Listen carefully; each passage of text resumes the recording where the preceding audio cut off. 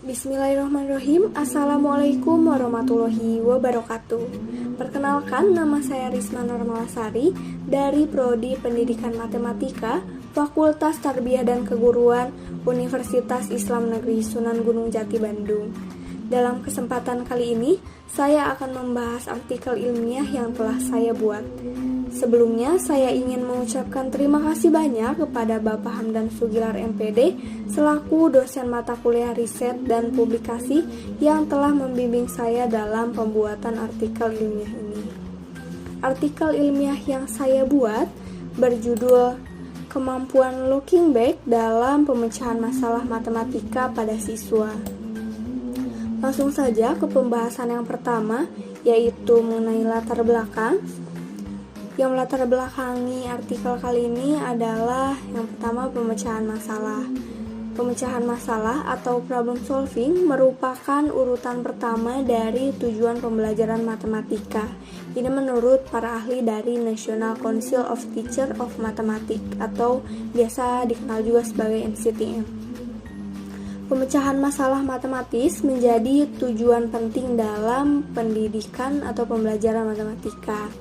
Selain itu, kemampuan problem solving sangat penting dalam kehidupan sehari-hari, serta meningkatkan kekuatan analisis siswa dalam berbagai situasi.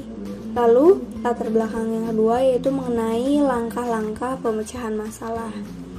Langkah-langkah pemecahan masalah ini telah dikemukakan oleh Polya, yang diantaranya yang pertama itu memahami masalah, lalu yang kedua menyusun rencana, yang ketiga melaksanakan rencana, dan yang keempat, ini yang menjadi pembahasan dalam artikel ini, yaitu memeriksa kembali atau disebut juga sebagai looking back. Agar lebih mudah dan terarah, penyelesaian masalah harus dilakukan dengan langkah-langkah yang sistematis. Lalu latar belakang yang ketiga yaitu kemampuan looking back. Looking back ini merupakan salah satu langkah penting dalam problem solving. Langkah ini merupakan tahap terakhir dari penyelesaian masalah menurut Polya. Meskipun ini merupakan langkah terakhir, tetapi pada tahap looking back menjadi penentu dari penyelesaian masalah yang dilakukan. Melihat dari pentingnya langkah looking back, peneliti merasa perlu untuk mengkaji potensi siswa dalam menyelesaikan soal, menemukan solusi lain, dan juga memeriksa solusi penyelesaian yang telah dilaksanakan oleh siswa. Dalam praktiknya, looking back ini perlu ditingkatkan siswa mendapat pengalaman serta pemahaman yang baik karena menyelesaikan masalah dengan melibatkan pengetahuan dan pengalaman akan lebih tersimpan dalam memori siswa.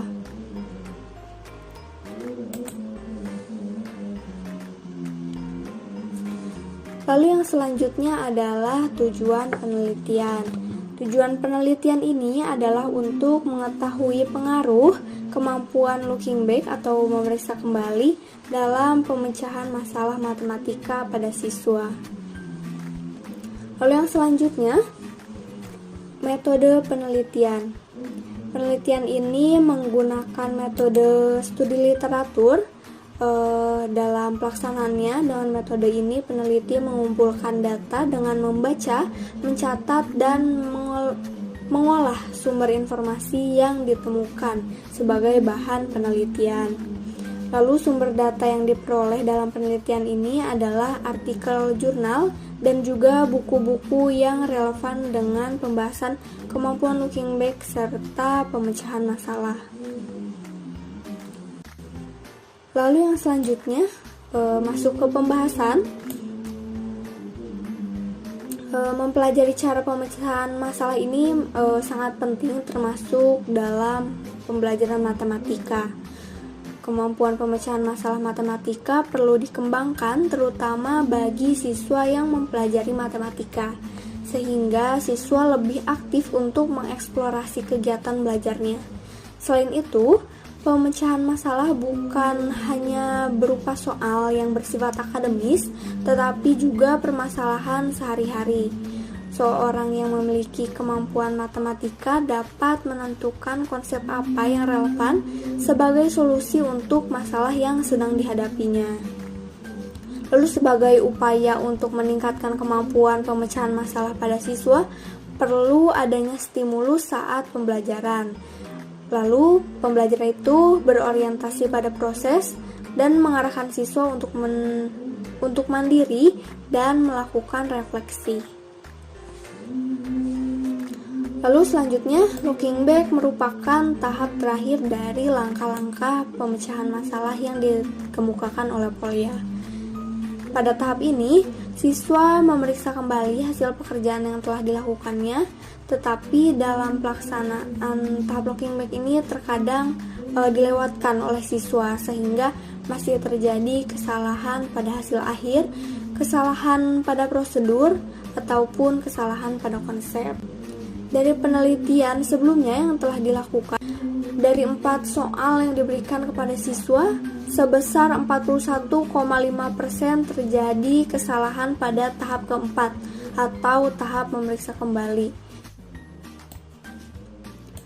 Lalu langkah looking back ini memiliki banyak manfaat dalam menyelesaikan masalah. Dengan memeriksa kembali, kemampuan siswa dalam menyelesaikan masalah ini akan terlatih. Siswa dapat memberikan lebih dari satu solusi penyelesaian dalam pemecahan masalah yang diberikan. Lalu ada 3 indikator yang bisa dikaji dari pendekatan looking back ini. Yang pertama yaitu memeriksa hasil jawaban, lalu yang kedua menemukan solusi lain, dan yang ketiga menyelesaikan soal serupa dengan bilangan yang berbeda. Lalu ketika siswa diberikan soal yang serupa dengan bilangan berbeda, siswa yang memiliki kemampuan looking back ini akan bisa menyelesaikan soal tersebut dengan metode yang sama. Sedangkan siswa yang kemampuan looking back-nya masih rendah, mereka akan kesulitan menemukan soal yang bersesuaian. Lalu yang terakhir di sini ada simpulan. Ada 2 simpulan yang diperoleh dari penelitian kali ini. Yang pertama yaitu dengan melakukan tahap looking back, siswa dapat menemukan kesalahan pada hasil akhir, kesalahan pada prosedur ataupun kesalahan pada konsep. Dan kesimpulan yang kedua yaitu selain untuk memeriksa kembali jawaban yang telah diberikan melalui looking back ini, siswa bisa menemukan solusi lain dan menyelesaikan soal serupa dengan bilangan yang berbeda. Sekian yang dapat saya sampaikan.